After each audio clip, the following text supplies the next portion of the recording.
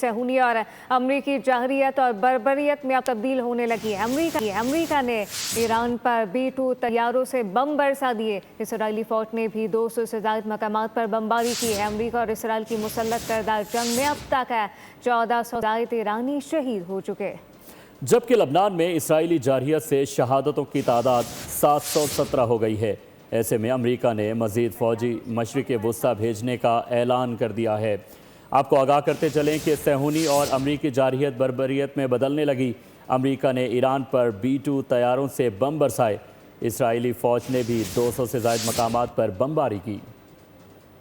ایران پر امریکہ اور صہیونی اتحاد نے جارحیت جاری رکھی۔ امریکی فضائیہ نے B-2 بمبار طیاروں سے ایران کے جزیرہ خارق پر بمباری کی۔ سینٹرل کمانڈ کی جانب سے جاری پیغام میں کہا گیا کہ B-2 بمبار طیاروں سے کارروائی کا مقصد ایرانی حکومت سے متعلق خطرات کا مکمل خاتمہ ہے۔ مشرق وسطی میں بڑھتی ہوئی کشیدگی کے باعث امریکہ نے خطے میں اپنی فوجی موجودگی بڑھانے کا فیصلہ کیا ہے۔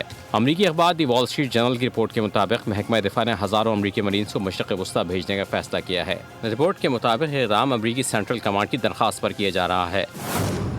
دوسری جانب اسرائیلی فوج نے ایران کے مغربی اور وسطی علاقوں میں 200 سے زائد حملے کیے، جن میں فوجی تنصیبات کو نشانہ بنایا گیا۔